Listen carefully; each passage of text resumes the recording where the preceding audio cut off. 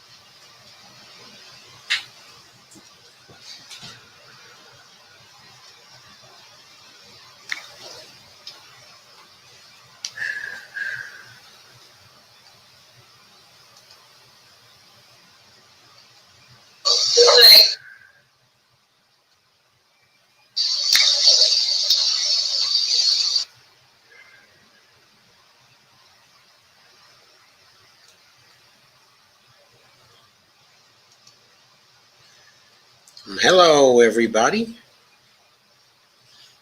How are you tonight?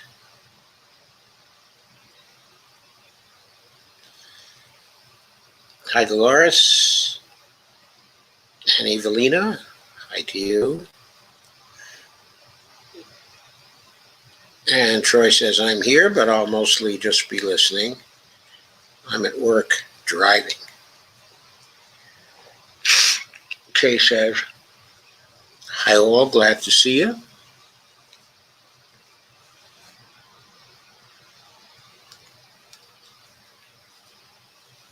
Kay says, Biden's promises don't mean shit. Laugh out loud.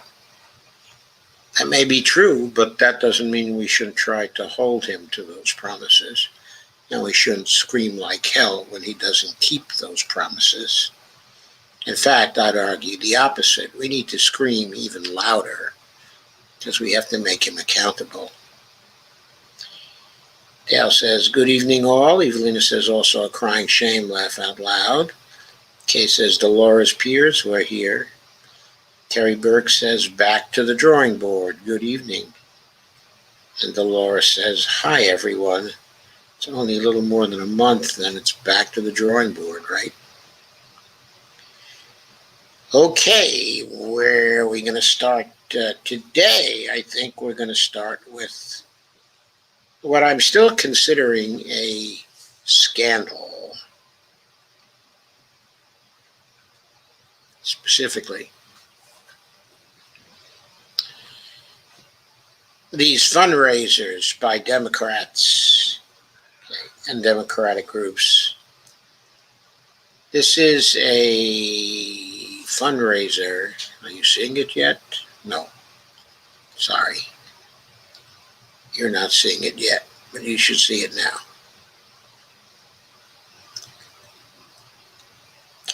This is a fundraiser I received on my email. Now, Robert Reich spells it out.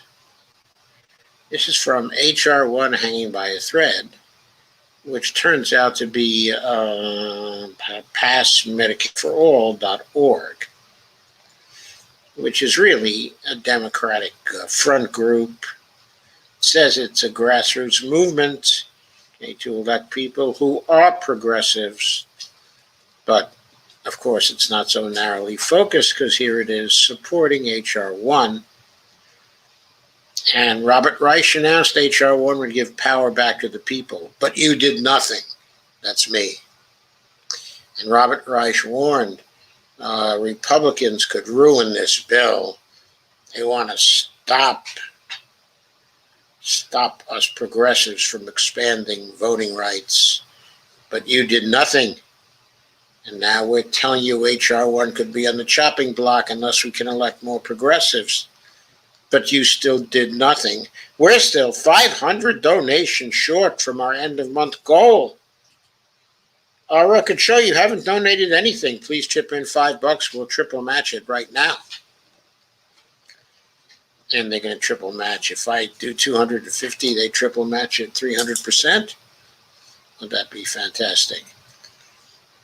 And Robert Reich could not be more clear. HR 1, the For the People Act, will take back our democracy from the wealthy and powerful. So McConnell and the GOP are panicking. They're pulling out all the stops to kill this bill, and Robert Reich knows exactly why. HR 1 will change everything. It's a democracy saver. You know how dire the situation is. We're begging you to step up and spare just $5. Well, you know, folks, I love HR 1. I've talked about HR 1 a lot. But I'm not going to give them $1. Why am I not going to give them $1?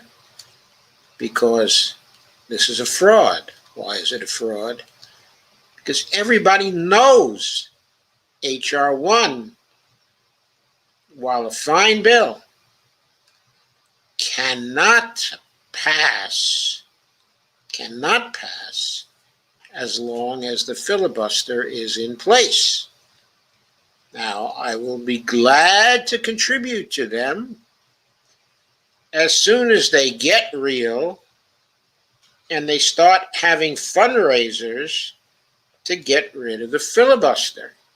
But until then, this is all dreamland. This is all baloney sausage. Why should I give contributions for HR 1 fundraisers when HR 1 doesn't have a chance of passing unless these bozos are ready to get rid of the filibuster? Now, you may say, well, this group that's fundraising, they don't have anything to do with the Senate. They don't have anything to do with the filibuster. They should not be fundraising for bills that cannot possibly pass.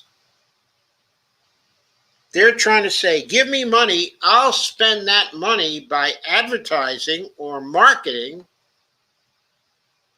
in a way that I choose, that I think is efficacious in getting that bill passed. I'm sorry. If I'm going to give money, I want more control than that. I want to know what this money is for, because it can't possibly be for passing H.R. 1 right now, because it can't pass. If I don't see this group going crazy trying to get rid of the filibuster, I don't give them a damn dollar, because they can't pass H.R. 1. And by implying that they can, they're lying. This is a lie. Here's another one. Here's another one.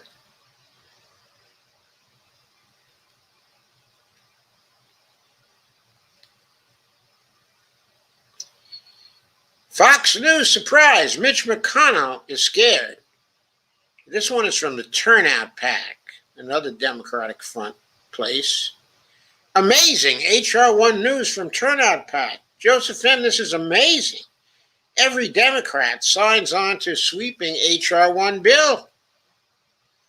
Virginia voters sent so many donations. Every House Democrat signed on to H.R. 1.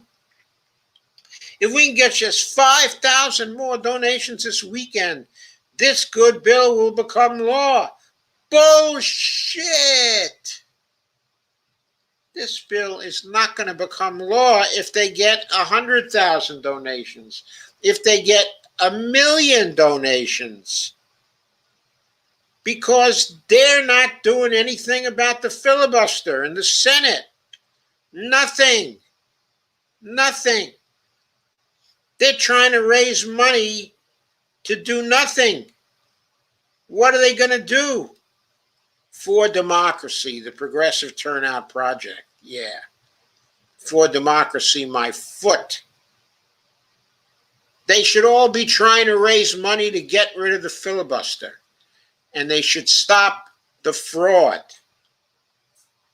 Here, a direct statement. If we can get just 5,000 more donations this weekend, this good bill will become law. No, it won't. Not until you get Sinema and Manchin and any others who might be lurking in the background to support the nuclear option tomorrow in the Senate. I know the reconciliation bill has gone to the Senate now, but that doesn't have to be the first thing that's taken up. I mean, take up the nuclear option. Take it up right away. First thing.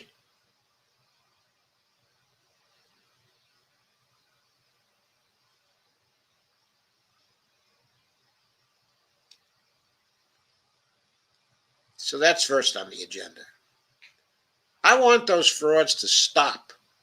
I want them to do the thing they must do to get things like H.R. 1 done.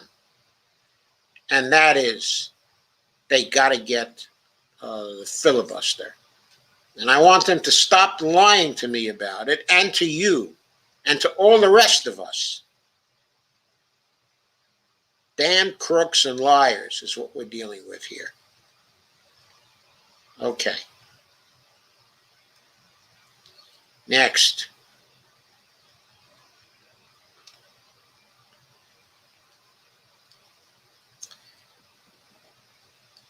This is a serious matter. This one is a piece from Common Dreams. I won't take too much time on it.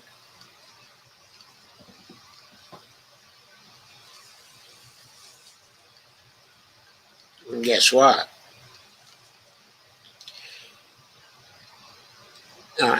Quote, a red alert for our planet, unquote. New UN report shows radically bolder action needed to hit the 1.5 degrees Celsius target. This one is by Jessica Corbett on Friday, February 26th. All I have to say to that headline is, do tell, do tell. There's an Amazon forest area burning in rural Novo Progresso, north of Brazil, on Thursday, August 28, 2019. So there was a UN report out on Friday revealing just how far off the world is from meeting the goals of the Paris Climate Agreement, based on the emissions reduction plans that governments across the globe have put forth for the next decade. Paris Agreement aims to limit global temperature rise this century to well below 2 degrees Celsius and preferably 1.5 degrees Celsius, compared with pre-industrial levels. Scientists warn accomplishing its more ambitious target requires cutting planet heating emissions 45% by 2030 from 2010 levels. It's 2021. We got only 9 years. Anyway, the new report from the UN Climate Change shows that if recent pledges were implemented, emissions would only drop by 1%. And Greta Thunberg tweeted, according to a new UN report, the national targets made so far put us on a path to achieve only a 1% reduction of greenhouse gases by 2030. I'll repeat that, 1%. Our leaders are failing mankind completely, and media is letting them get away with it. Yes, absolutely. And Alexandria Villasenor says, I think the main problem is the NDC's nationally determined contributions are totally voluntary. Saving the planet shouldn't be voluntary. I agree. Unfortunately, saving the planet has to be voluntary because we don't have a world government, do we? So it can only be voluntary. Okay. Nevertheless, every pressure should be brought to bear on every single nation to develop targets that can get us to that 45% by 2030. That's a matter of life and death. And we got to get really serious about it. So, that's my message on that one. I just wanted to inform you of the report and leave you the links so you can follow it down. Obviously, for the long term, this is the most serious issue. As you know, Biden's made some promises with respect to doing something about climate change. That is an issue on his agenda. We haven't seen any sign of it yet. Well, you can say they're busy. I mean, they've been busy. They've been busy with the impeachment, and they've been busy organizing the Senate, and they've been busy getting the reconciliation bill ready to pass. All that is very true. But let me ask you, why have they been busy getting a reconciliation bill to pass? Why have they been busy? Why is this Herculean effort to get this reconciliation bill to pass? It's because of the filibuster, folks. It's another effect of the filibuster. If the filibuster did not exist, it would have been possible for the Democrats to easily follow a checks and shots strategy. Right. First thing, pass a $2,000 check bill, a clean $2,000 check bill, and pass a shots bill for vaccines and for administering them and for people to do the administration. Then pass a PPE bill. Then pass another such bill. Simple, specific bills to get things done, even if they're part of the same agenda. There's no reason to have to go through a Herculean effort where 23 or 26 committees, I have forgotten how many it was, contribute to crafting a giant bill that comes out of the House for the Senate to consider in 1 week, that people can't possibly read in 1 week. Why weren't bills ready to go? Little, sharp, specific bills ready to go the day after they organized the Senate. Why didn't they take over the Senate before Mitch recessed it for 2 weeks? Why didn't Biden call it back into session to meet a national emergency? He can do that, you know. He can call Congress back into session. Why didn't he do that?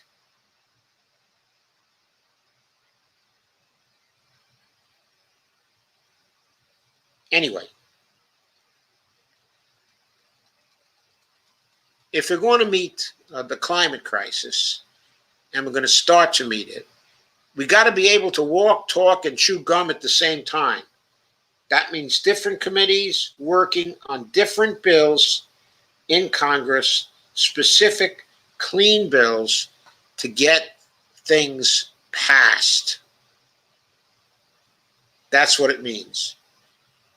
You're not going to get that done till those bills can get a vote in the Senate. They won't be able to get a vote in the Senate till the filibuster is gone. Gone with the wind. On the trash heap of history, folks. On the trash heap of history. Next.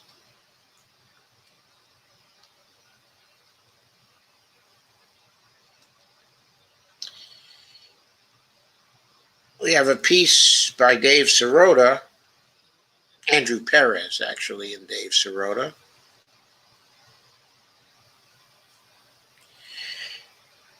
But I've told you this already.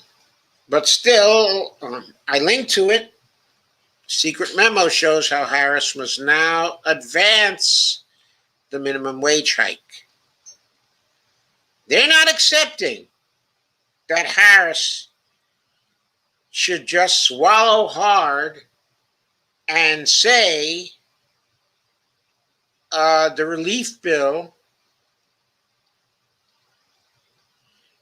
just has to get passed, and we're not going to do anything about the ruling from the parliamentarian. We're just going to swallow hard and take it from the parliamentarian, because God forbid we should just ignore her the way Hubert Humphrey did. God forbid we should just fire her the way the Senate did in 2001 when the Republicans took over and they didn't like a ruling by a parliamentarian. God forbid we should do that, because somewhere in the Constitution there's a rule that says everybody's got to listen to the parliamentarian. No, it's just another case of the Senate wanting to tie its shoelaces together so it falls on its face. Anyway, Perez and Sirota make the situation perfectly clear.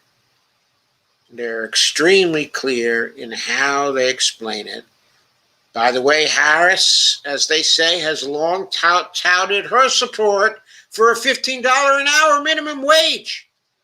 Now she's in a position to just overrule the parliamentarian and get a vote on that particular minimum wage. Now, I know she's Biden's vice president, but in her role as the chair of the Senate, she's an independent entity. It's the only function of the vice president that is in the Constitution. Now, she's been elected to be the vice president, yes, on the same ticket as Biden, but still, she's been elected to be the vice president. And when she was running for president, she committed to $15 an hour minimum wage, as, by the way, did her boss Biden. Where's her vote in favor of the minimum wage now in relation to the reconciliation bill? Biden respects the parliamentarians' decision, says Ron Klain. I respect the parliamentarians' decision too. That doesn't mean that if I were in the Senate, that I wouldn't be overruling it. The parliamentarians' function is purely advisable, purely advisory, I should say. She doesn't make a decision. It's Harris's decision, and it's Biden's decision. And if they decide to listen to the parliamentarian, then they're responsible for the failure of the minimum wage bill to pass. No ifs, ands, or uts about it, or buts about it. They are responsible, and they need to be held accountable. And Ron Klain should be held accountable too for not keeping his big trap shut.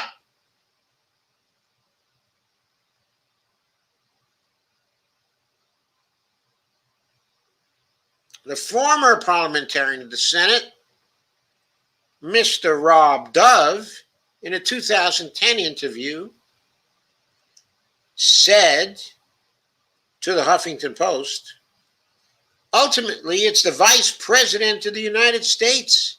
It is the decision of the vice president whether or not to play a role here. And I've seen vice presidents play that role in other very important situations. The parliamentarian can only advise. It is the vice president who rules. Folks, it's a case of men propose, but God disposes. The vice president is the God of the Senate who disposes when there is a tie vote.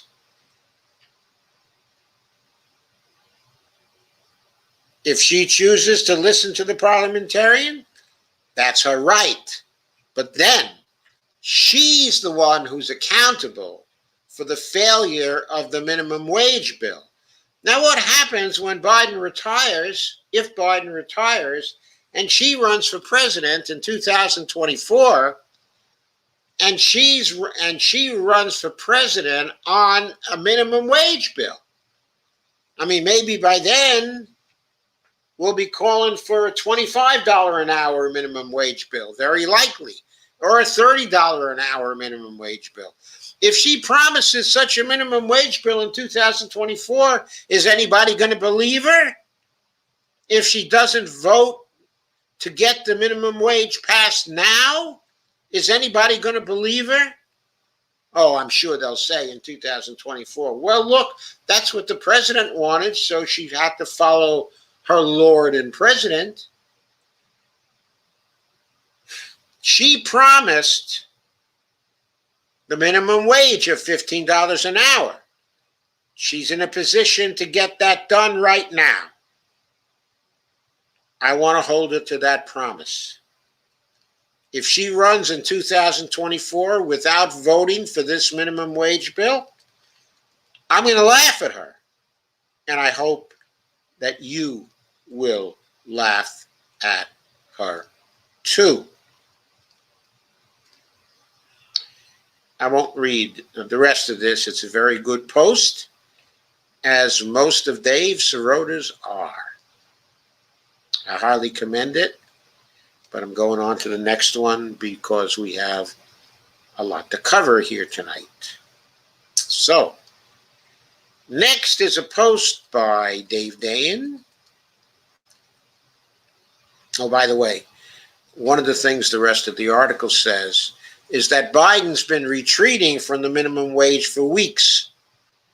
In other words, he's been fixing to break his promise concerning the minimum wage, his own promise, for weeks. Right? It's Biden. Right?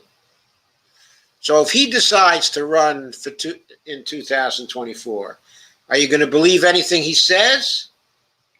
I don't know if I'm going to believe anything he says. Anyway, here's Dave Dayen. And what does Dave have to say today? It was actually yesterday he said this. Put the minimum wage bill on the floor, is what he says. That's what I say too.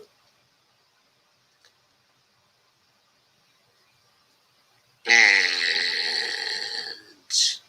in the world's most boring update of LeBron James's of the decision, quote unquote, Senate parliamentarian Elizabeth McDonough quietly announced her ruling that the increase in the minimum wage to $15 an hour by 2025 is not in order for budget reconciliation. We know that the minimum wage hike produces changes in outlays as revenue. As the CBO confirmed earlier this month, what she had to rule to put the provision out of order under the Byrd rule is that those changes were, quote, merely incidental to the non-budgetary components of the provision, unquote. In other words, she had to read the mind of a legislator, okay, or she had to read the mind of legislation and decide what parts of it are incidental and what parts of it are primary. Of course, our legislation has no mind. It's legislation. It doesn't have any mind. Now, the people behind the legislation may have minds, but we all know that Elizabeth McDonough is not a mind reader. And she's certainly not a legislation mind reader. That's not Dave saying all this about mind readers. That's me.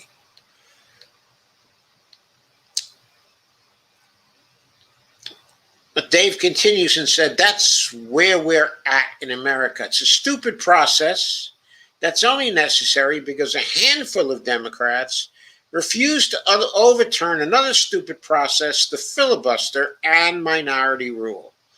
So they shoehorn the only legislating they can get done in a polarized Senate into a plainly inappropriate mechanism meant to resolve differences between the federal government and public policy. Quote, how democracies die, unquote, may sound hyperbolic, but yeah, this would be the path. I'm reminded of a story that comes from the international relations field. And it goes back to the 18th century. And it had to do with some aspect of policy. I think it was international policy.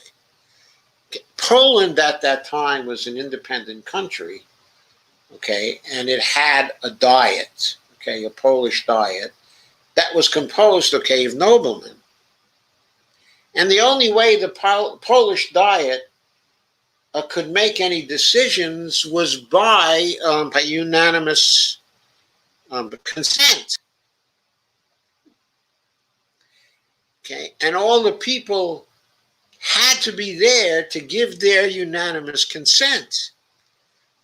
And giving it on a particular issue was particularly important because Frederick the Great, I believe, okay, and the Russian Tsar were at that time attempting to maneuver to take over Poland, to dismantle Poland.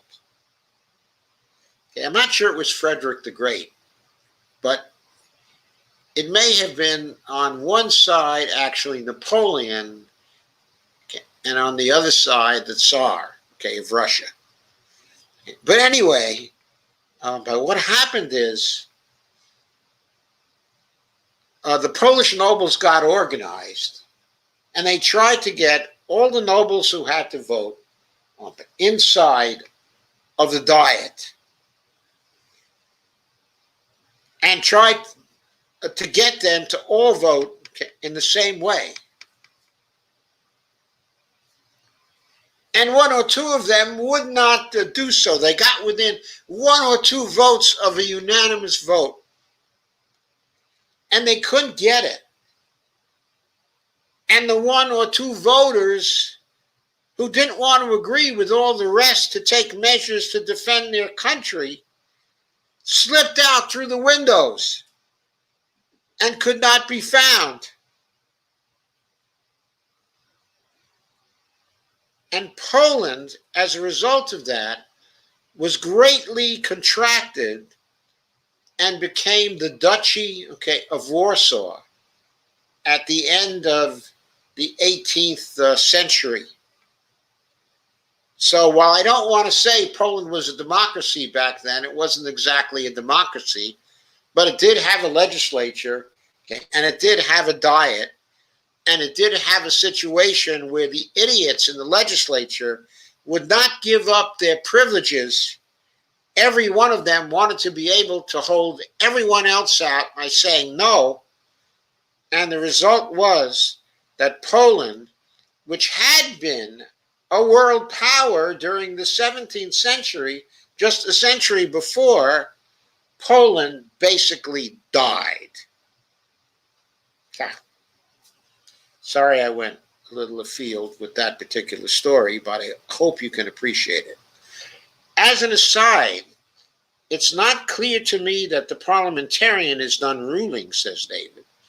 Changes to the souped-up child tax credit that allow for monthly advance payments may also be on the chopping block. Those child tax credits are a very important part of Biden's reconciliation bill. Why so? Well, because for people who have children between 6 and 17, like, for example, my son, and my daughter-in-law, they have 2 children. They'll be able to claim $3,000 per child. That's a $6,000 tax credit, taking in the form of monthly advance payments, which this idiot, parliamentarian, may decide to disallow. And my kids are going to be out $6,000, just like that. That may also be on the chopping block. Is he then going to say, let us respect the parliamentarian? Now, maybe he will, but maybe he'll decide that's just a bridge too far, and maybe, after all, the parliamentarian should be fired. Also, there is some boost to the Affordable Care Act exchanges in this reconciliation bill. And she may yet decide that it would be good to get rid of those boosts to the Affordable Care Act exchanges because they're not in line with the spirit of reconciliation procedure. Well, what about that? Is Biden going to say that's all right? Didn't he promise that he was going to strengthen the Affordable Care Act? So Dave ends that paragraph by saying, once again, stupid process masking another stupid process. He's got it right on there, doesn't he? He says, nevertheless, there are a lot of ways for Democrats to get around this ruling if they really want to. The problem is at least some of their members have ruled most of these options out. The one option left seems to be to take a vote, and that would be very much worth doing. First off, yes, the vice president can ignore the ruling of the parliamentarian. And though both Senators Joe Manchin and Kyrsten Sinema have said they would uphold the bird rule to their dying breath, if you read the latest Congressional Research Service report on the subject, you find that if the chair rejects the parliamentarian's advice and rules a minimum wage increase in order, it would take 60 votes, not 50, to appeal that ruling. So Manchin and Sinema would need 8 Democratic friends and all the Republicans to succeed. This even happened twice in 1993 when Al Gore was VP. And interestingly, Speaker Nancy Pelosi has said she will keep the wage increase in the bill the House plans to pass today. And she did do that, as you know, folks. She did do that. Meaning that somewhere down the line, Harris will have to make a decision to accept or ignore. Yep, she's going to have to make a decision to accept or ignore the advice of the parliamentarian. And Dave says, this is a testament to the power of the progressives in the House who could easily sink the bill if Pelosi ditched the waive provision. So maybe the progressives were actually affected by keeping the minimum wage provision in the bill and making the decision more difficult for Biden and for Harris. But White House Chief of Staff Ron Klain said explicitly this week that Harris would not ignore the ruling. And Press Secretary, I don't want Harris to ignore the ruling. I want Harris to just overrule the ruling. Just overrule it. Just make it explicit. Just make a speech to the Senate and say, I note here the ruling of the parliamentarian. I disagree. I'm going to overrule it, and I'm going to vote on this bill if there is a 50-50 tie. Let her make that speech and enter it into the record. And Press Secretary Jen Psaki's statement last night said, quote, Biden respects the parliamentarian's decision and the Senate's process. So Dave concludes, so it's not going to happen. Well, that may be true, Dave, especially considering Biden's character, his worm-like character. On the other hand, Biden's saying he, quote, respects the parliamentarian's decision and the Senate's process, does not in any way prevent him from saying, I respect a parliamentarian, but I don't think the parliamentarian is right. And the Senate's process is that the vice president gets to make this decision. That's the Senate's process. That's what's written into the Constitution.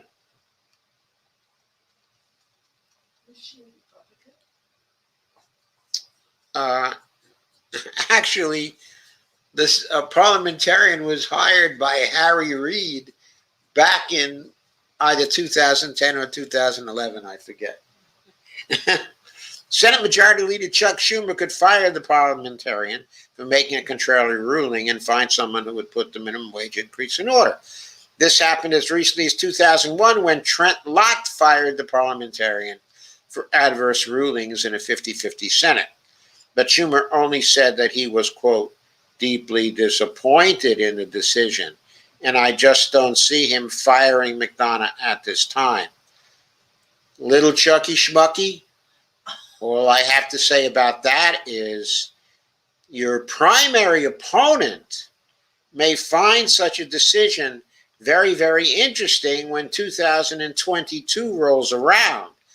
If we don't have a minimum wage bill that gives people at least $15 an hour by 2025, that person is going to have something to run on because you could have fired the parliamentarian.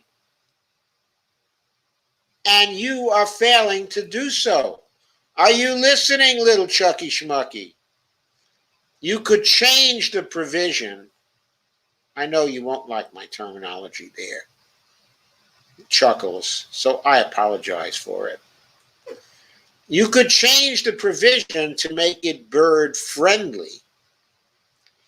Senators Ron Wyden, Democrat of Oregon, and Bernie Sanders, Independent of Vermont, are already talking about turning it into, quote, a tax penalty for mega corporations that refuse to pay a living wage, unquote. That would probably pass muster, and with companies like Amazon and Costco already at or over $15, there's already pressure in the marketplace. But you need to either get that into the base bill or you need votes for an amendment. And if smaller businesses aren't incorporated, it's a stopgap solution with limited reach, says Dave. Well, I feel a little bit better about that today than I did a couple of days ago. I think if the government is paying $15 an hour, as Biden has already arranged for, and if the big corporations are having to pay $15 an hour because otherwise they don't get their tax deductions, then it seems to me that does set a benchmark, and it does exert market pressure on smaller businesses. It does have some limited reach, but it still may bring a lot of other people up to $15 an hour, which tends to have an effect on local markets everywhere and puts great pressure on smaller businesses to comply. But anyway, plus, says David, for all these things you risk a fight over the full reconciliation package. Sinema has called the minimum wage increase inappropriate for the relief bill, and you need every Democrat to vote for it for passage. Schumer's trying to lock down the relief bill as we speak. No minimum wage, where there is a little opposition, probably helps him. You could wait and put the wage increase into the second reconciliation bill, which will involve infrastructure and jobs. But though people might be talking themselves into it being a better fit there, I don't see what would make the parliamentarian change their mind. Well, it gives Chucky a little more time to fire her. Rather than firing her on the spot, he could do it maybe a little quietly in 2 or 3 weeks and be kind to her in giving her severance pay and in saying he would recommend her for jobs. Okay, the kid, he could do it much more gently. So I don't think that would make the parliamentarian change their mind, but what would is hiring a new parliamentarian and finding out how she would vote before he or she is hired. And of course, you could kill the filibuster and end this nonsense once and for all, restoring majority rule in America. He should have said in the Senate, but anyway, in the Senate. Yes, of course. Rather than all this manipulation and all this craziness and all this slowing down of everything to do this reconciliation bill, you could just say, oh, to hell with it, and just kill the filibuster now and bludgeon Manchin and Sinema into voting for it. Tell them the Poland story. Tell them the Poland story. And of course, you could kill the filibuster and end this nonsense once and for all, restoring majority rule. I like that alternative best, don't you? Of course, Manchin and Sinema are opposed to that, and probably some unnamed senators are as well. The only way that changes, in my view, is if Democratic senators experience firsthand again the wages of total obstruction, and that argues for putting the minimum wage bill on the floor. The minimum wage is popular across the political spectrum. It is passed in recent voter initiatives in Arkansas, Florida, and Alaska. The Republicans have spent the entire week freaking out about it, coming up with their own inadequate versions, like an increase to $10 an hour by 2025 and index 2 inflation thereafter, tied to a tightening of E-Verify rules on undocumented workers. Senator Josh Hawley has a wage insurance bill that would top up wages through a partial refundable tax credit. Both of these are not good ideas, but they reveal the weakness of the Republican position. So to Senator John Thune, pulling the old, in my day, we made $6 an hour and we liked it, without actually recognizing that adjusted for inflation, that equals $24 an hour. Susan Collins is out there admitting, quote, it's obvious we do need an increase in the minimum wage, unquote. And while you may not get 60 votes for $15 an hour, I think you'd be surprised what the negotiations could yield. Manchin proposed $11 an hour by 2022, which is approximately where the Raise the Wage Act would have been if it were adopted when released in 2019. I know performing politics is a foreign concept, but maybe give it a try, says Dave. And if you can't get the 60th member of the Senate to go along, then you put that on the list of policies where the popular will is being thwarted. So we can have increased wages for 17 million workers, or we can have the filibuster. And we can have democracy reform, which is incredibly popular, or we can have the filibuster. The idea that such theatrics won't move anyone, frankly, dooms the nation. And I guess it's fine to give up if you want, but even if you think this doesn't work on Democrats to change the filibuster, it certainly lets the base know there's a debate going on. There's a particular type of savvy political cynic constantly making the case for doing nothing. They need to familiarize themselves with the concept of, quote, getting caught trying, unquote. Obama failed to see the point in such matters, but fighting for popular policy shows that you actually stand for something. Pre-gaming everything out and talking yourself into stasis projects weakness and really negates the point of politics. Democrats have Congress. They can vote on legislation. The room's reserved. Show rather than tell that you want every working American to have a living wage. Put the bill on the floor. Now that was my kind of column. I hope it was your kind of column too.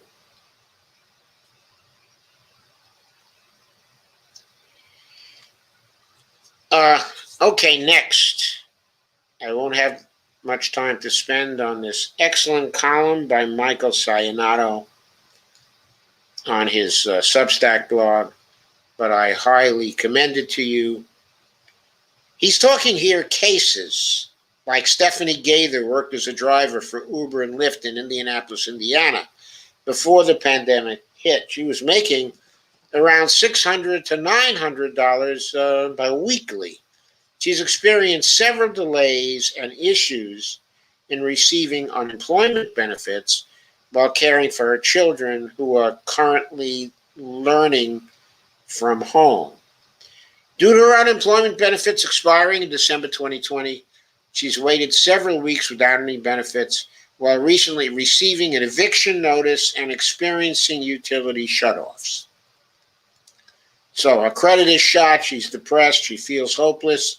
If she's homeless, she doesn't have anywhere to go. They'll be living in her van in the middle of winter.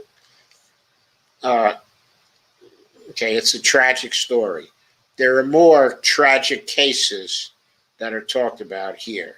Also, Sayanato points to a study done by a labor economist, by the name of Eliza Forsyth at the University of Illinois, Urbana, who has estimated that unemployment systems are currently reaching at most 30% of all unemployed workers, leaving an estimated 8 million unemployed Americans who are not receiving benefits that they had legal rights to, right?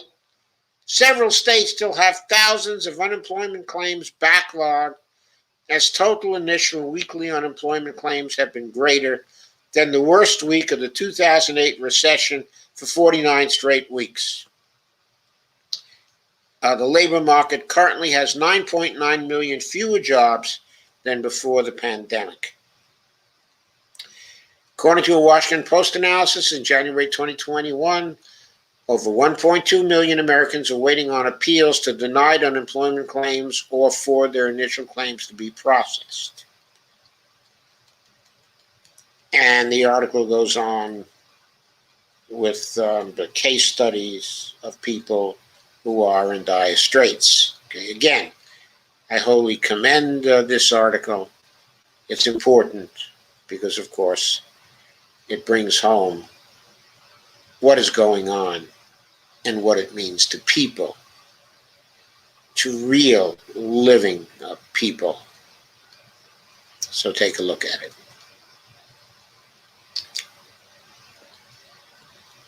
And next, of course, Biden's reckless Syria bombing is not the diplomacy he promised.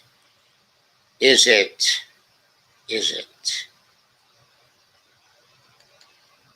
Is it? This is a piece from Counterpunch. It's by Medea Benjamin and Nicholas J.S. Davies, who have been writing together lately. There are demonstrators out there. Why are we bombing the sovereign nation of Syria?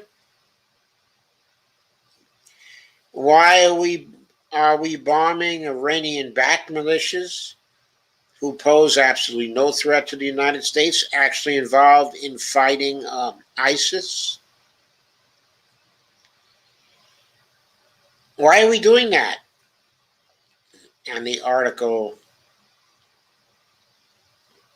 tries to explain why we are not doing what we are supposed to be doing. Let me make sure you still got it right. There it is. Okay. So, I'm not going to go through it. It is, though, a very good argument. But there was one thing that was really something. As the Pentagon made the incredible claim that this action, which may have killed as many as 22, we don't know how many, aims to, quote, de-escalate the overall situation in both eastern Syria and Iraq. This was countered by the Syrian government, who condemned the illegal attack on its territory and said the strikes, quote, will lead to consequences that will escalate the situation in the region.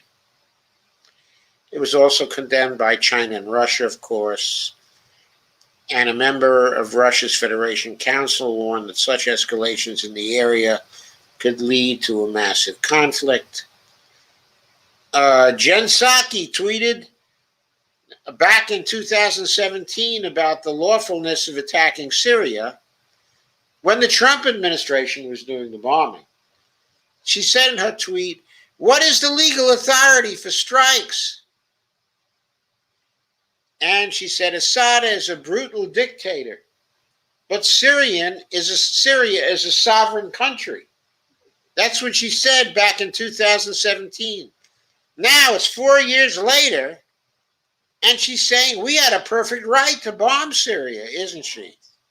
Well, of course, she's a press secretary, and they're professional liars, as we know, right? That's her job. It's to lie to protect the administration. She knows damn well there's no legal authority for the strike.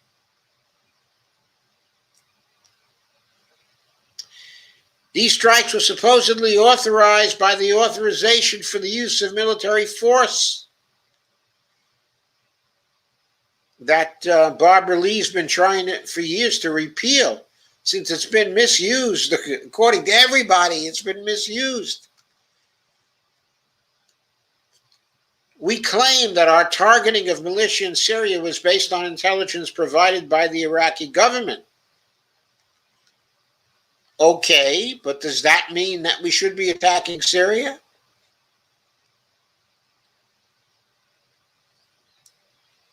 And Lloyd Austin said, he's our defense secretary, he said, quote, we're confident that target was being used by the same Shia militia that conducted the strike against the U.S. and coalition forces, unquote. But a report by Middle East Eye suggests that Iran has strongly urged the militias it supports in Iraq to refrain from such attacks or any warlike actions that could derail its sensitive diplomacy to bring the U.S. and Iran back into compliance with the 2015 JCPOA agreement, the International Nuclear Agreement. So In other words, this is an inflammatory attack. Who knows who's really responsible for it? Who knows how Biden came to order it? And who knows what the motives of those people are? There appears to be a political element. Key Republicans on the Foreign Affairs Committee, like Senator Marco Rubio and Michael McCall, welcomed the attacks immediately, and some Biden supporters did too. And so, the usual suspects are saying this attack is great. It shows we're not going to be pushed around. It's asinine. It's annoying. It's risky. It's stupid. It could not be worse, actually. May it be Biden will still negotiate something. I don't know.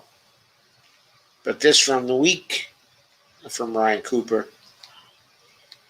The title of it is Biden and the Quagmire, February 27th. He came into office promising a new way of doing foreign policy. He said he would repair the damage wrought by President Trump and chart a fundamentally different course for American foreign policy. And he started with a promising move, which was cutting off U.S. support for Saudi Arabia's genocidal war in Yemen. But we know, of course, that he didn't really quite do that. There's lots and lots of exceptions to that. But now, barely 1 month into office, he's done just what Trump did early in his term. Bomb Syria on a stupid pretext, says Ryan Cooper.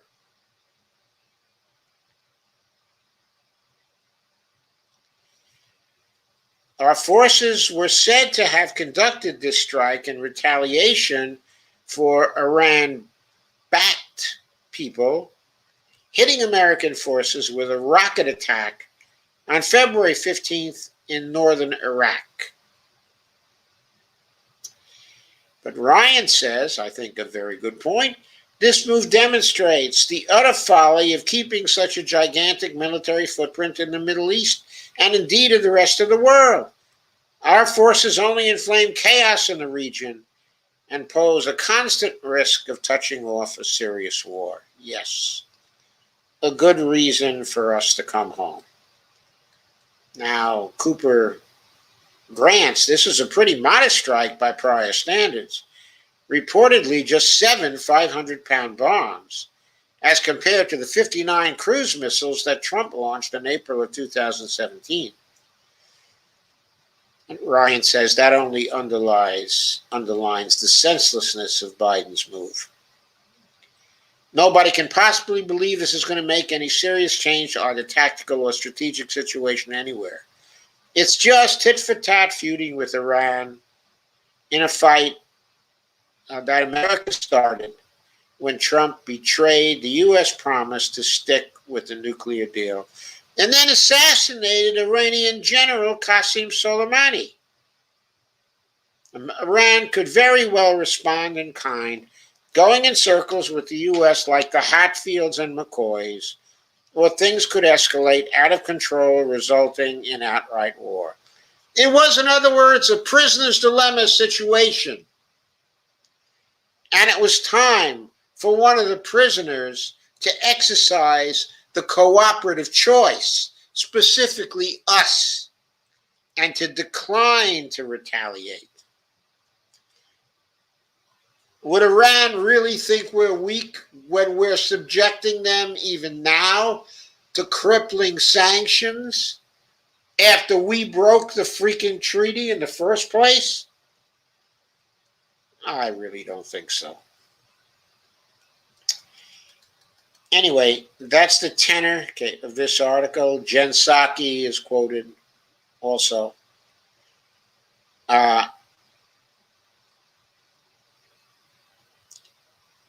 Biden's legal team will probably cook up some argy-bargy rationale. Yes, argle-bargle. It's argy-bargy. Anyway, a rationale based on the 2001 authorization to use military force passed in response to 9/11. But if permission to attack Al-Qaeda 20 years ago can justify this attack, it can justify anything. It's tantamount to saying, quote, if the president does it, that means it is not illegal. Ay, ay, ay. Anyway, the article goes on in this vein. And you're getting the point, I think. Ryan goes on to say somewhere down the line, quote,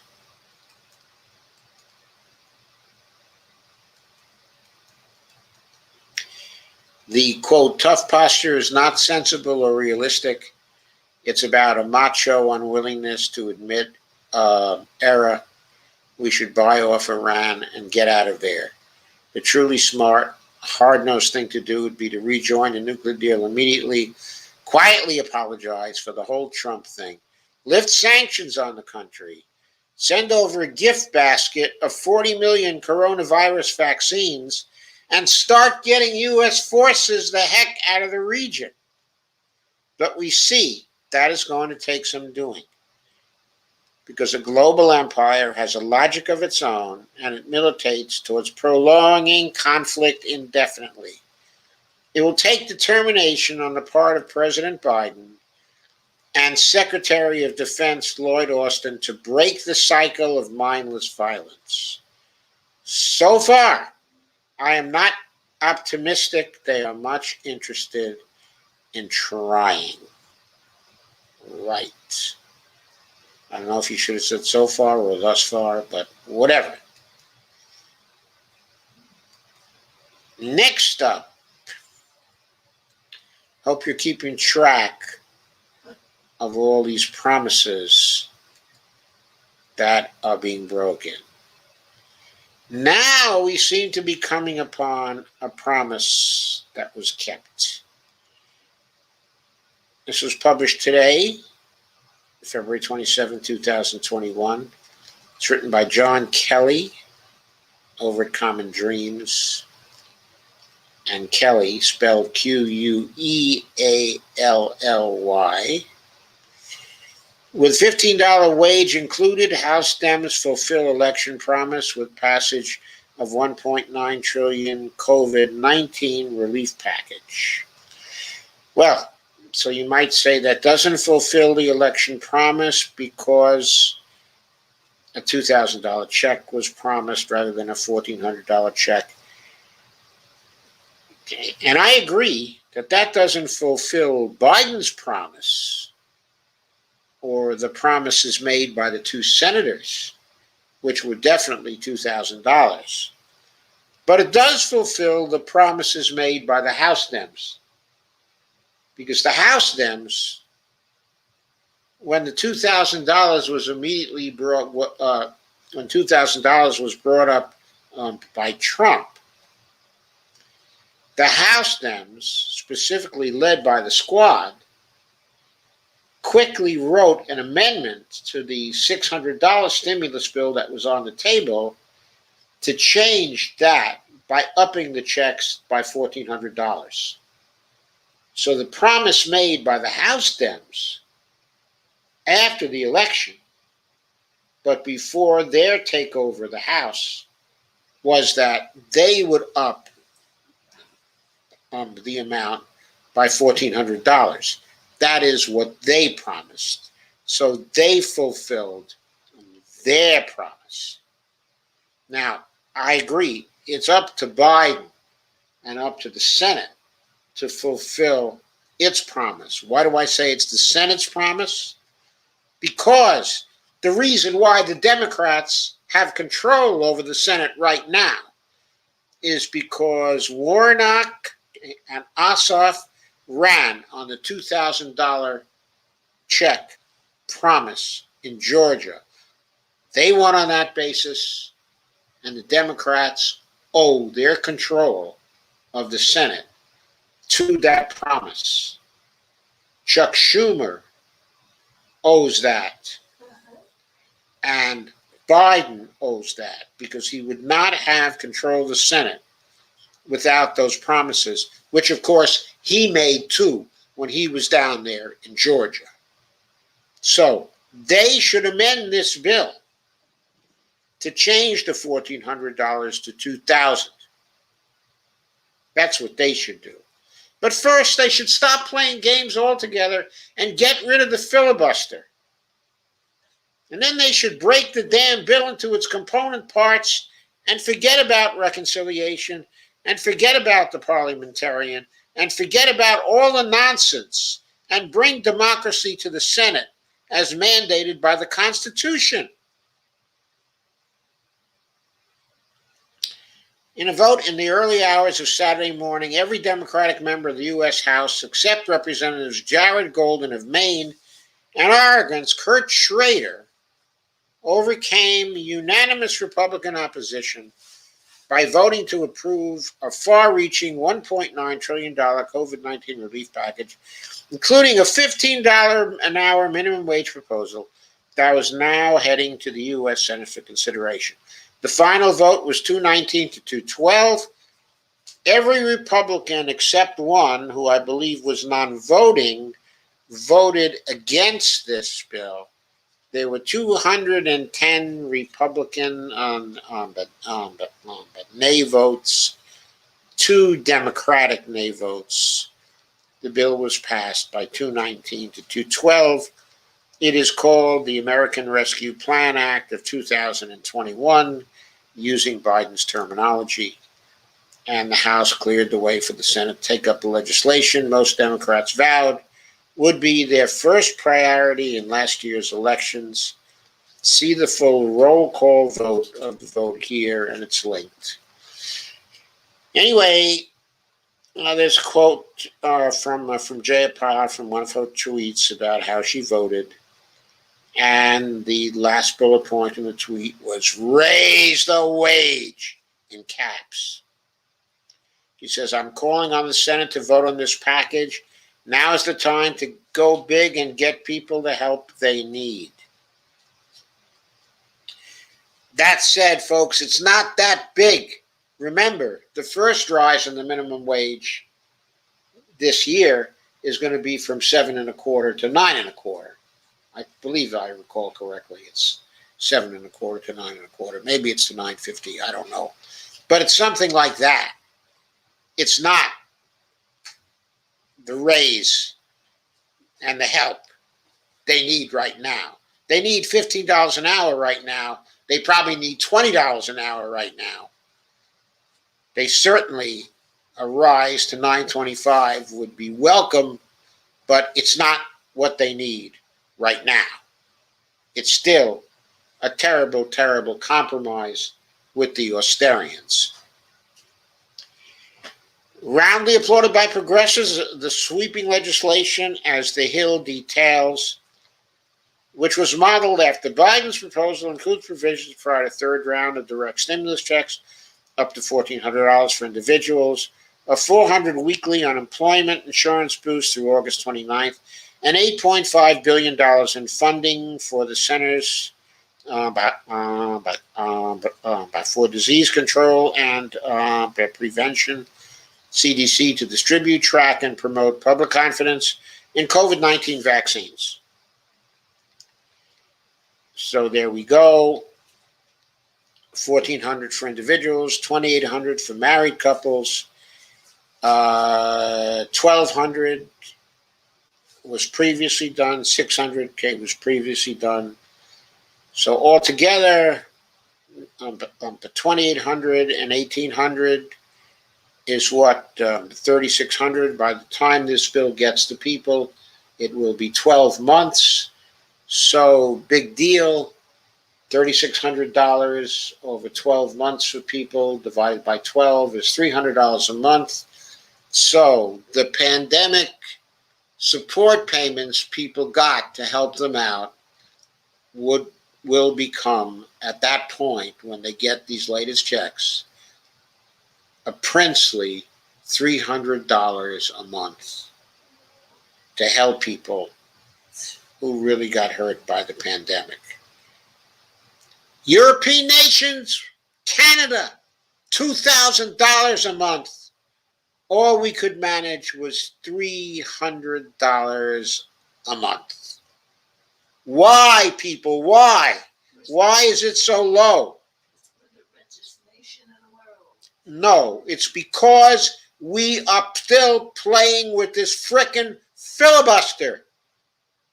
You can't get things done with this filibuster because you can't bring votes to the floor unless they're these compromise, humongous votes with a little bit of something for everybody that never gives to the people what they need. That filibuster is so important. People don't realize. They just think, they just narrow it to what it immediately does. They don't see the long-term implications of us. The long-term implications of it. I mean, the filibuster killed us in 2009 and 2010. It's why the Medicare for All bill didn't get through. It's why they were able to play austerity games. The effect of the filibuster is to put all the power in the hands of the people who produce these aggregate type of reconciliation bills. It destroys the influence of all the backbenchers in the House and the Senate. It empowers the leaders to create all these donor-driven compromises. That's the overall effect it has. It gets people to break their promises because they can't get clean votes on their promises, and because it gives them excuses why they could not keep their promises. The filibuster is the king, the monarch of all excuses. It always comes down to that. But it's not just an excuse, it's a real barrier. I don't excuse the people who take the filibuster as an excuse, because I know they can get rid of the filibuster in less than an afternoon by using the nuclear option, and they just won't do it. So I don't really consider it an excuse. But it's a real barrier until we get rid of it, until we force them to get rid of it. Anyway, the rest of what's in that bill is in here, and I'm going to let you cover it. Suffice it to say, okay, it's a good bill, but it has taken time to get to this bill. And pursuing this bill will have gotten something done. But much more could have been done with a series of nice, clean bills implementing these various things, all by votes of 51-50 if the Republicans insisted on it. And I don't think they would have insisted on it. It's a lot easier to be tougher on a single monumental bill where you can pick out one provision and say, I couldn't vote for this bill because I didn't like that, than it is to maintain a position of voting against every single clean bill that comes up that does something for the people. Because when you do that, it's like, no, no, no, no, no, no, no, no, no, no on everything. The ads that gives to Democrats or to progressives running against the Republicans when there's that kind of record, they never stop. They never stop. They never stop. I'm telling you, the filibuster is freezing all this crap. It is one of the big reasons that institutional filibuster, and one of the most valuable things we can do in freeing up this system, is to pressure them on the filibuster, not let them escape. Make that the key issue. Are you worried about the influence of money in politics? Get rid of the filibuster. You can pass bills about money in politics 51-50 that you can't pass if you need 60 votes. I'm telling you.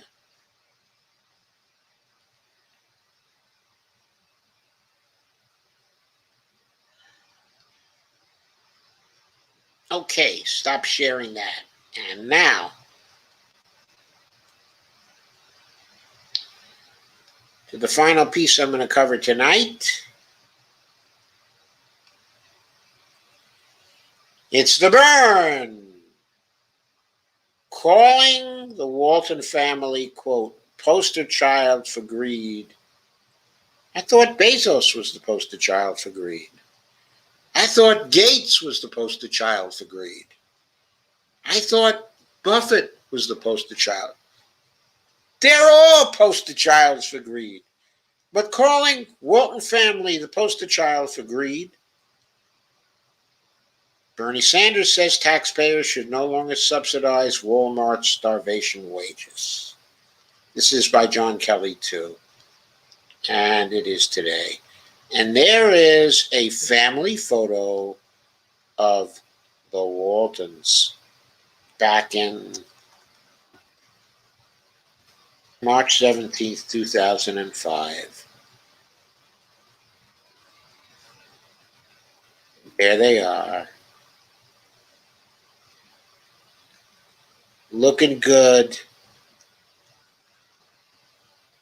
Of course, in 2005, they were only worth a fraction of what they're worth now.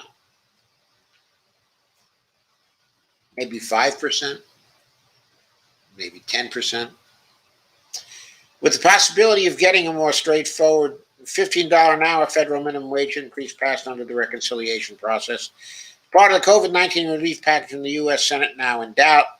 Bernie Sanders is working on an alternative tax proposal, and they mention, of course, what the parliamentarian did. And he referenced a Plan B proposal. Asked by Anderson Cooper how he would determine which companies would face the new taxation policies. Bernie said Walmart continues to be the poster child when it comes to corporate greed.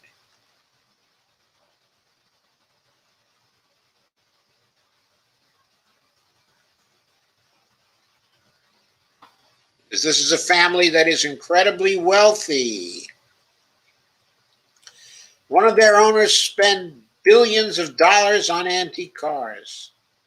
I'm sorry, zillions of dollars. Quote. They've got mansions. They have all kinds of art collections. But somehow or another, they can't pay their starting wage at more than $11 an hour. The same thing for Burger King. The same thing for McDonald's. The same thing for Dollar General. Just hours after Sanders' interview on CNN, House Democrats early Saturday morning approved their version of a COVID-19 package with the wage increase included.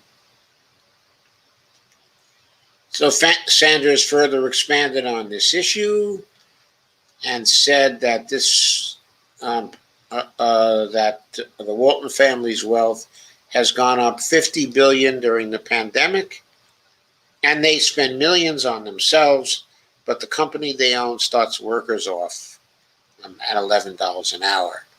That is outrageous, says the Burn.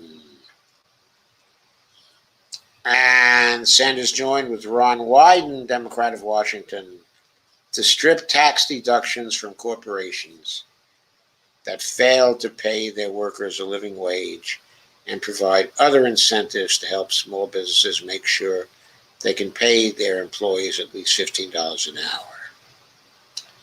I don't know what the details are of this, just how much the tax penalties will be. Are they going to be 5%?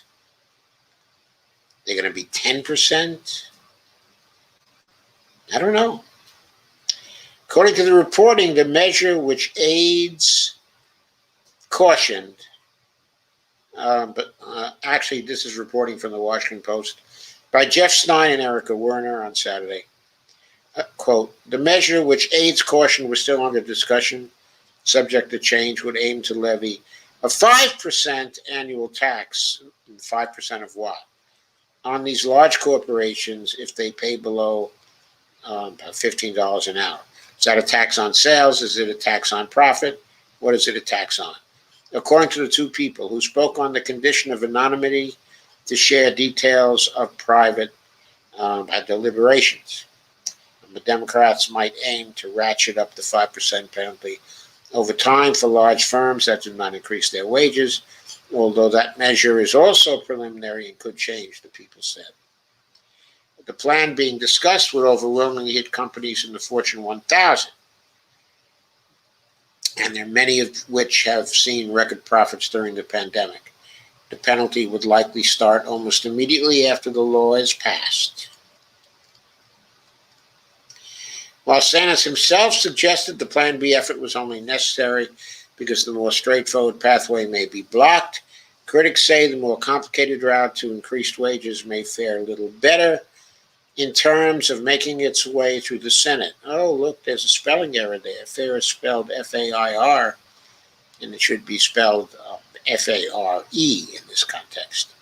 In terms of making its way through the Senate and simply having Vice President Harris overrule or disregard the parliamentarians' guidance would be the better and easier path.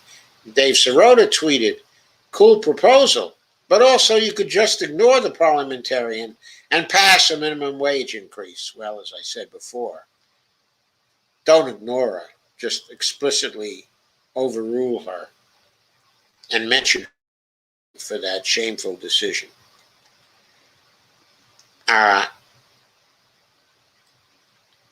Jeff Stein points out that levies would start ASAP,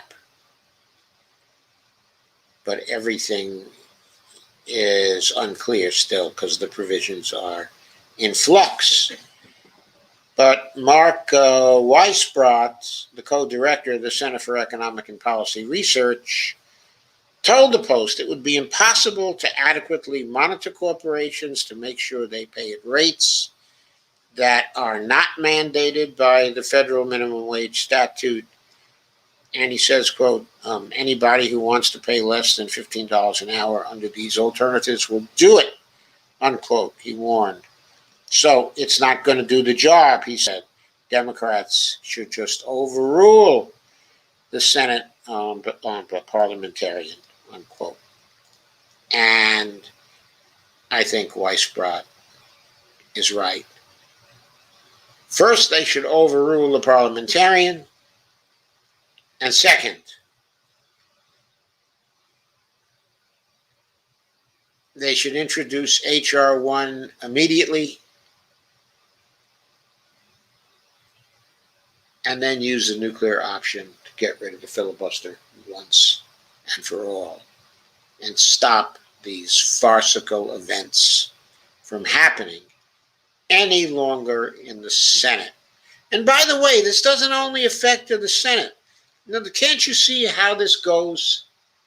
This filibuster business establishes power over the House, gives the Senate more power than the House.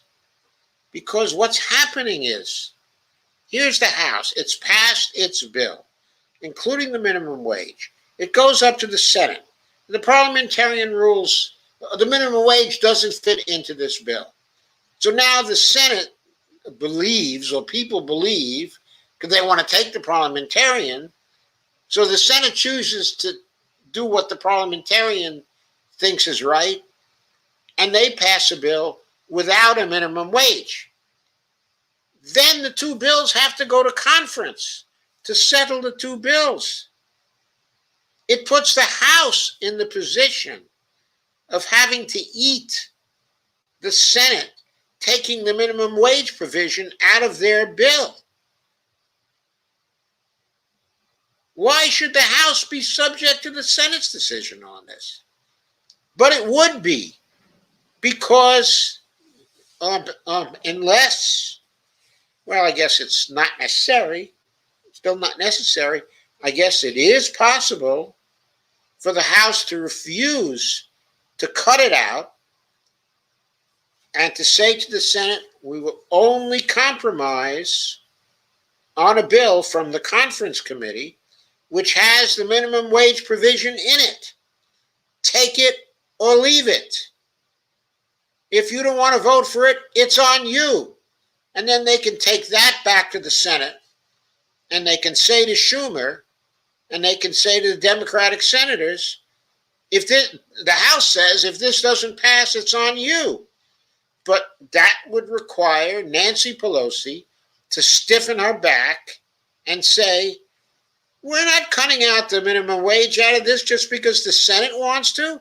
We're an equal co-branch of government, an equal co-branch of the legislature. And we don't have to conform to what the Senate likes, and we're not going to. Ignore the parliamentarian. You don't have to take the advice of the parliamentarian. We're willing to work out a conference bill with you. We will. It's going to have the minimum wage bill in it. Take that back to the Senate and then try to pass it in the Senate. To pass it in the Senate, all you have to do is overrule the parliamentarian. That is, in fact, what should be done. I don't think the various people are going to have the guts to do it. I really don't. I will now move to your comments. I hope you like this.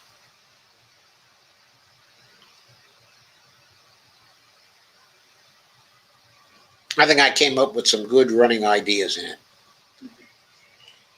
Anyway, we're back at the beginning, and Dolores says, hi, everyone. Kay says, I agree, Joe. I'm not sure what you agreed with, Kay, but thank you. Terry Burke says, Reich is a progressive. You're kidding, right? Well, as I said last time, or the time before that, I didn't think Reich was very progressive. I mean, he's more progressive than the Clintons, and that's for sure. He's more progressive than Obama, but he's nowhere near as progressive as I am, right?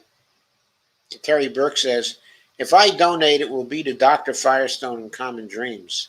Thank you, Terry. And Steve Dace smiles. Terry says, Kevin says he bets his house that Republicans will sweep the 22 midterms. Biden better get rid of the filibuster. Of course. If Biden keeps going the way he's going, the Republicans are going to sweep the 22 midterms. And by the way, cinema, if they sweep the 22 midterms, cinema and Manchin are going to be toast. They're not going to win. Can you imagine Trumpist candidates in those two states excoriating those senators for balking at the various things that Trump is going to say he wants to do for them, for practicing austerity? I mean, the Republicans will run to the left on austerity. I mean, they don't care. They'll say anything to win. They'll lie all over the place. I mean, especially if they're running under Trump's control, they will. Terry says, do nothing, Democrats, like always. Terry says, call the squad to abolish the filibuster. Unfortunately, the squad is in the wrong branch to abolish the filibuster. Evelina says he's evolved over the years. Terry says, well, Biden bombing Syria is certainly not going to slow global warming. Evelina says, won't, will it? Kay says, too bad most of the progressives are in the House and not in the Senate. Yeah, there are very few real progressives in the Senate. I mean, there's Bernie, Ed Markey, and Jeff Merkley. I don't know if I would really say there are any other progressives. Ron Wyden sometimes looks fairly progressive.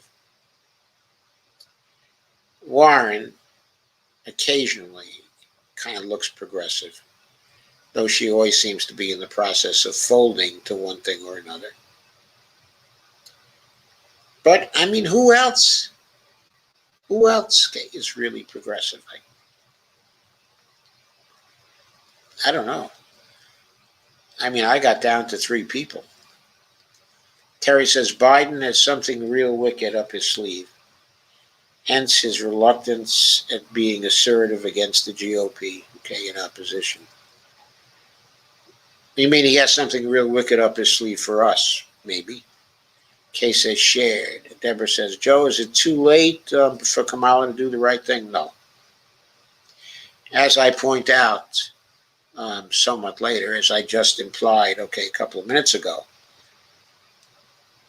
if they pass a bill in the Senate without the minimum wage in it, and they go back to the House, and the House will not play ball, they insist the minimum wage stays in, then the Senate conferees have to go back to the Senate with the minimum wage in the bill. Even then, Kamala could say, okay, sorry, we're just going to have to ignore the advice of the parliamentarian. We need this bill.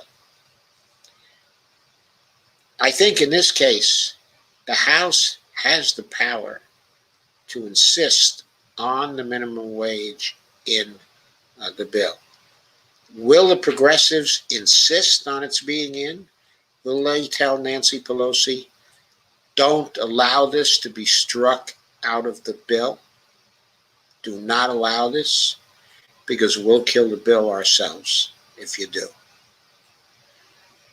I don't think the progressives have the guts to do that, because this bill has in it a lot of good things for people. It has the unemployment in it. It has the shots in it, all the COVID-related things. It has the state and local government aid in it. It has the checks in it. Now, I mean, I have to say, I think the leverage is with the Senate on this if they want to cut it out. But if the House chose to be stubborn, they could turn the tables on the Senate, and they could point and they could say, it's on you. You don't have to listen to the parliamentarian.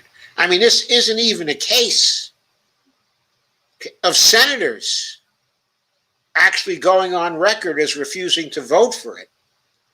It's a case of senators saying, we're going to do what the parliamentarian, our employee, is telling us. So they're elevating the parliamentarian's opinion above Nancy Pelosi's opinion.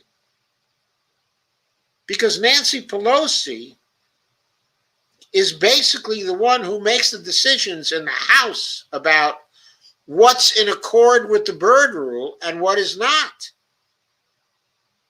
Nancy Pelosi decided that this reconciliation bill was in accord with the Byrd Rule. So the parliamentarian is disagreeing with Nancy Pelosi. So who should the Senate be listening to? Should they be listening to their parliamentarian or to Nancy Pelosi, who was elected by somebody, not the parliamentarian? Anyway, Kay says, she couldn't even get a majority in her own state in the primary when she ran. Yeah. I know. But Deborah says, he never mentioned 15 till he was pressured to it by Bernie. Right. Terry Burke, Kamala. Deborah says, Terry Burke, yes. Kay says, he said he was for expanding Social Security too, but have not heard a word on it since he was elected. That was the only reason I held my nose again and voted for him.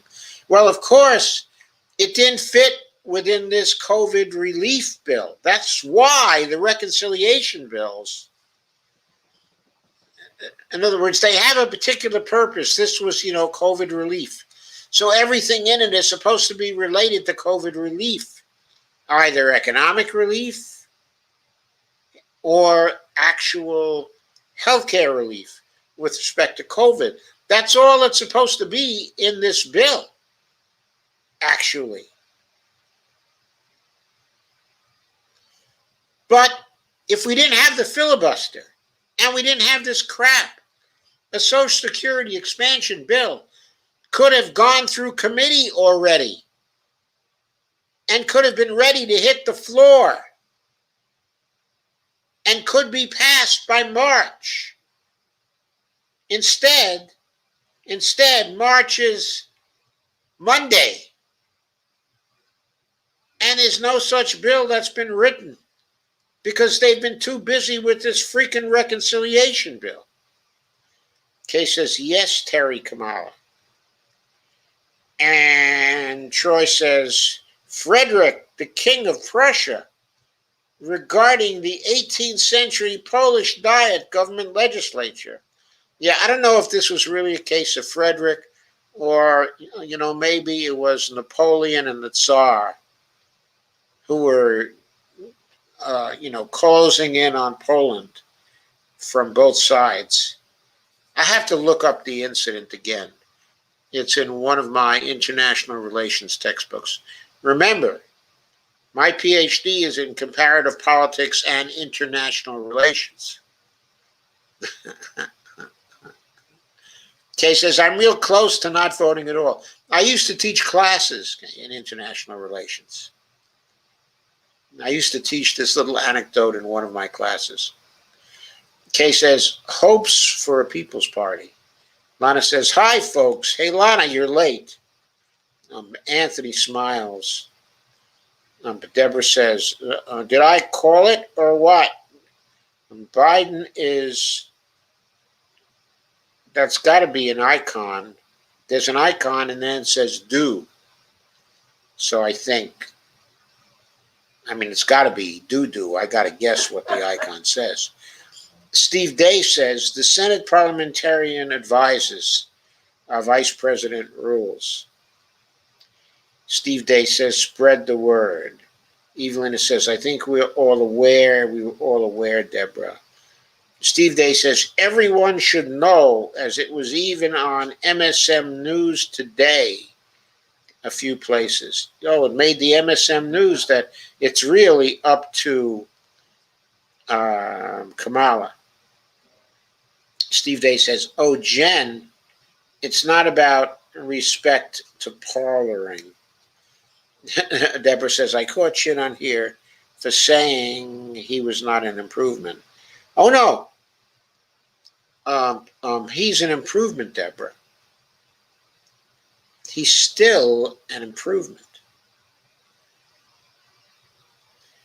He's an improvement because he won't be having people attack the Capitol.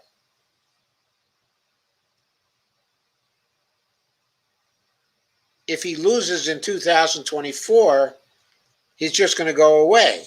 Carrie Burke says, the sniffling little worm Biden is. Well, actually, he's a big one. If you noticed. And Troy says, ha, little Chucky Schmucky.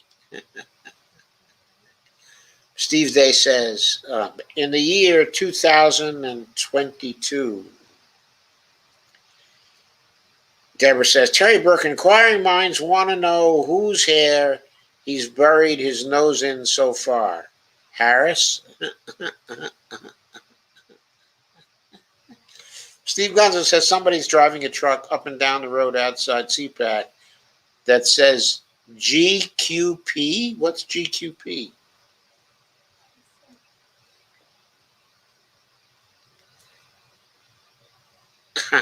Steve Day says, shoomy shoo zoom. I don't know what that is. And Terry says, the parliamentarian is giving a gift to the neoliberals with her out-of-touch finding, and Biden is enabling that BS by not taking the strong stance for $15 an hour. $15 an hour was too little.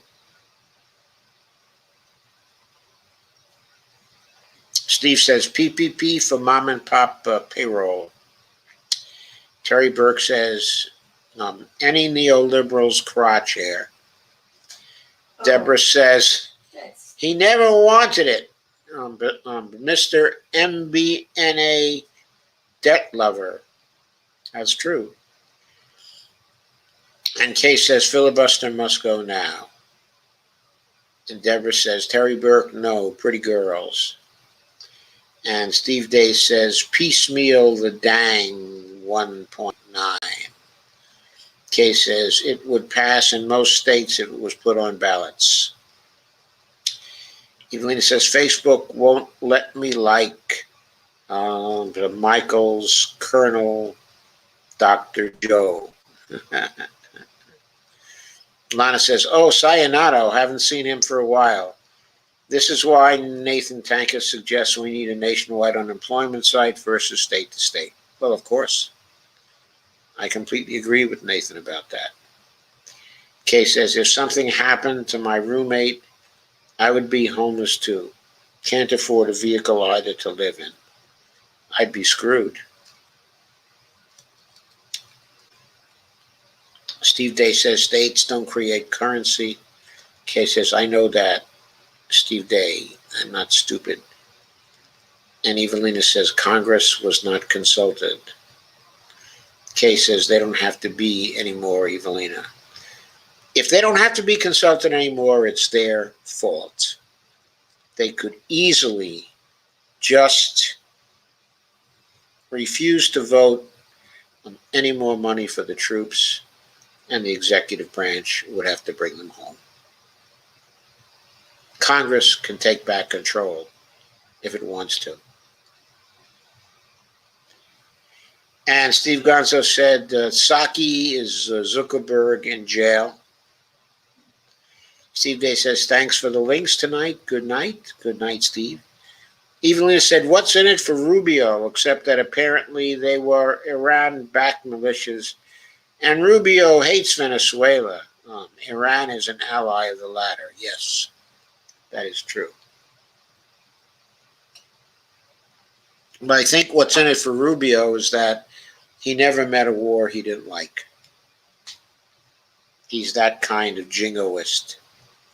Okay, so Steve Day, I didn't mean for you to leave. Please stay. Evelina says Iran is trading gasoline for Venezuelan petrol.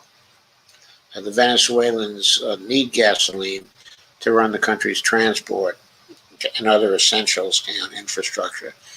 What's going on is the Venezuelans are not able to refine their petrol. So they need to send it to a partner, that can refine it. And they could probably no longer send it up to the Koch brothers here. For years, they were sending it up to the Koch refineries here in the United States and getting it back to use there. So basically, Iran is their substitute for the Koch brothers. But Lana says, I hate sanctions. Me too. Evelina says, apparently not. Terry says, Evelina, that's another great argument to end fossil fuel dependence and to go green. And Dolores says, good night, Steve Day, L. Stephen Day. Evelina says, Terry Burke, the country is crippled by sanctions and you're asking them to go green. They are going green insofar as growing their own crops. Formerly, everything was imported. And Kay says, Evelina Pont, I think it was GW's Patriot Act that screwed that up. I'm not sure, but think so. Screwed a lot of things up. And Deborah says, catch Ben Norton from the Gray Zone last night if you want to hear the lowdown, in Venezuela. Yep, Ben Norton, or Max Blumenthal, or Anya Parampil always have the lowdown on Venezuela. Terry says, I wasn't asking them specifically. Thank you, Kay, sneaks that they are. Steve Gonzo says, Stephanie Kelton, you were hoping for a well-grounded approach to policy making. Well, I'm sorry. There are rules against that sort of thing. Pay go see.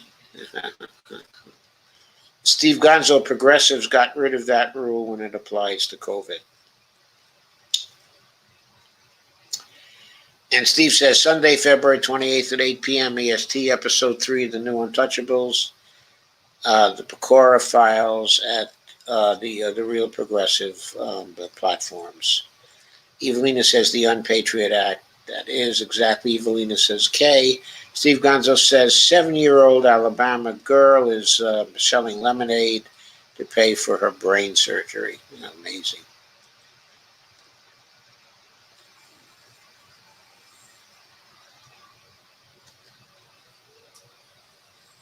Terry Berg says, I think they got the idea, but it will take time. But maybe we can help. Kay says, I saw that, Steve Gonzo, shake my head. Terry says, I wasn't addressing my comment to Venezuela and Iran. And Troy Old Gringo says, hashtag get rid of the filibuster. And Steve Gonzo leaves a link. And Kay says, USA sick care sucks, Steve Gonzo.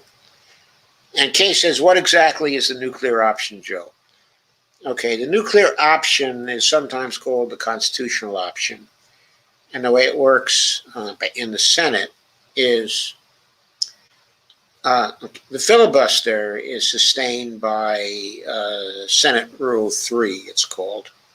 Okay, so it's a Senate rule. But the Constitution provides for a majority vote to actually run the Senate. So, let's say H.R. 1 is brought up for a vote, and a Republican puts in an objection and says he objects. Okay, and still the Democrats choose to put that bill onto the floor. Okay, and then the Republican makes an explicit objection, says he objects. Since I object, this is subject to the filibuster. Okay. Then it's possible for someone who opposes using the filibuster in this instance to raise a point of order. The point of order is the nuclear option. The point of order would be to pass this bill, 60 votes are not required according to the Constitution. The Constitution says only a majority, only a simple majority rules. Then the chair in the Senate has to rule on the point of order. Let's say the chair is Harris. And Harris rules on the point of order by saying the point of order, is in order. The Constitution says only a majority vote is actually required. So this vote will proceed by majority vote. And the person who called for the 60 vote rule, who called for the application of Rule 3, the 60 vote rule, is going to come back and is going to say, I appeal from the chair. Now, the appeal from the chair still has to operate in line with Rule 3, because the objector was basically objecting to Rule 3 being overthrown. So therefore, to overturn the ruling of the chair, to sustain the appeal from the chair, the people who favor the filibuster are now placed in the position that they must get the 60 votes in order to sustain the filibuster. However, the Democrats ostensibly have 50 plus 1 votes. So they're in the position that they can defeat the filibuster. But even if Sinema and Manchin decide to go over and vote with the Republicans, that still means that they fall short of 60 votes. So the ruling of the chair, would then apply. And that ruling is that 60 votes are not needed in order to pass a bill in the Senate. That establishes a precedent that when it comes to legislation, only a majority is needed to pass legislation. That becomes the ruling precedent in the Senate from then on. Now, the Senate could always reestablish the filibuster rule at some future time. But for the time being, the filibuster would be out. And once it's out, and everybody likes much better the situation that would then exist, that would end the filibuster for good in the Senate. So the procedure I just described, that is the nuclear option, step by step. Have I been clear? It's important everybody understands that.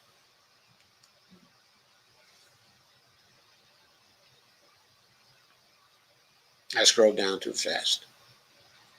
Steve Gonzo says the parliamentarian salary is $171,315 per year. That's probably roughly the same salary of a congressman. Probably that's just close to the top salary one can earn in the Senate. I'm sorry, the salary of a senator is probably something like $170,000 to $175,000. But I haven't really looked it up lately. That may be the same. So Terry Burke says, and she's objecting to $15 an hour. No, she's not really objecting to $15 an hour. She's being asked to rule on whether the minimum wage bill is consistent with the Byrd rule for reconciliation, whether it's consistent with the rules of the Senate. And her honest opinion is that it is not consistent. She's ruling it, out of order. And she gave her reasons, which to us seem like they're bullshit, but I suspect she offered them in good faith. And that for her, it probably, whether it was $15 or $11 or $12, it would still not be something she would go along with. Terry says, well, maybe not objecting, more like obstructing with her nonsense. Yes. Terry Burke, same thing for all our purposes. Terry Burke, same thing for all good purposes, Evelina says. Evelina says, I don't think she's stupid, though. No, she's not. But Larson from Connecticut already has the Social Security 2100 Act in Congress. Thank you, Kay. That is very good to know. So the point is, as soon as they get done with this particular bill, with the reconciliation bill, they could take up the Social Security expansion. But the problem is, if they're going to pass the Social Security expansion and they're not going to use a reconciliation bill to do it, and notice, they have only a limited number of reconciliation bills they can use in this calendar year, and only one more other than this one in this fiscal year. So they're not going to want to use one of their reconciliation bills for the Social Security expansion.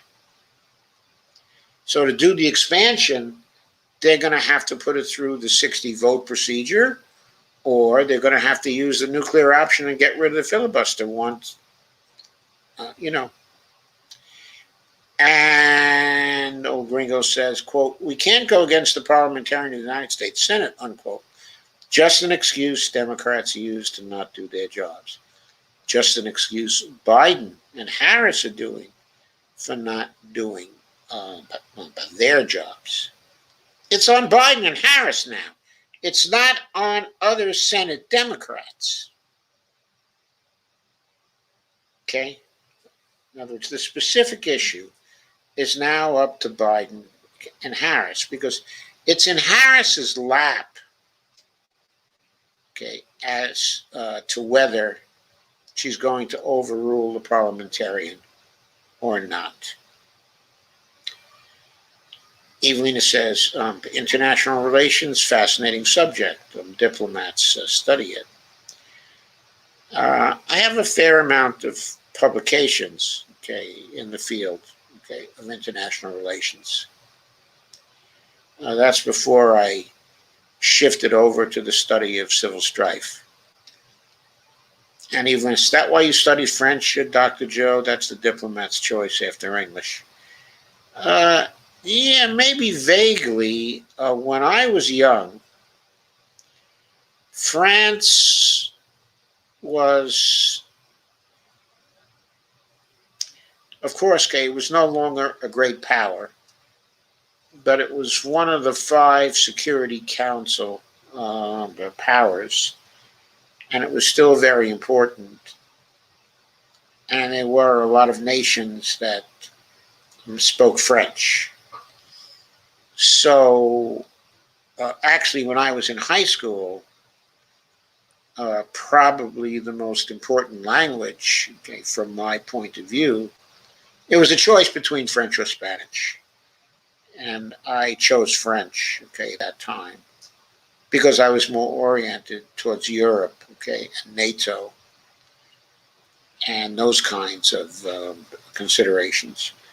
When I went to college, I took Russian in college because I thought Russian was most important, okay, because I was an optimist. If I'd been a pessimist, I would have taken Chinese. Evelina says, the column, Joe, sometimes Facebook won't let me like, beats me. Yeah, beats me too. I don't know what's going on. Steve says, CGI wine, laugh out loud, FX. What is CGI wine? Steve Gonzo. Steve Gonzo, CN banned from YouTube, lost appeal. What is that? Who was banned from YouTube and lost the appeal? Terry says, does Bonnie have a glass of wine too? Love her laughter. Not right now, but she did have one. Even this is me too. Champagne, maybe? Question mark, question mark. We don't have any bubbly in the house right now. Sorry. This is only a red table wine, actually Trader Joe's special. Charles Shaw. Steve Gonzo says, Consortium News was banned from YouTube? Are they out of their skulls?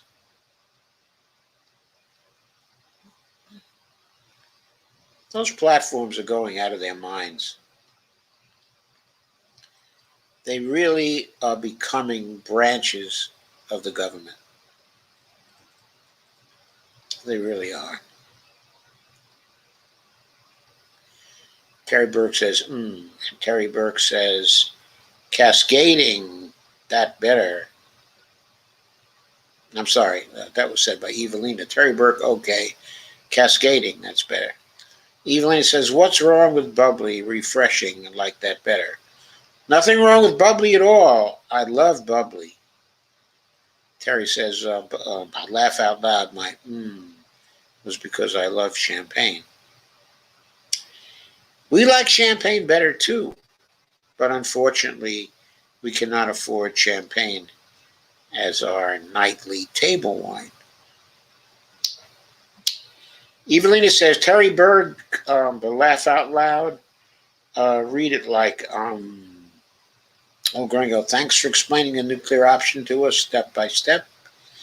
Terry Berg, yes, that's clear, Dr. Firestone. Kay says, yes, very clear. Thank you for the info. Never understood the nuclear option. I learn from you every time. Evelina says, Terry says to Evelina, maybe I misspelled IR.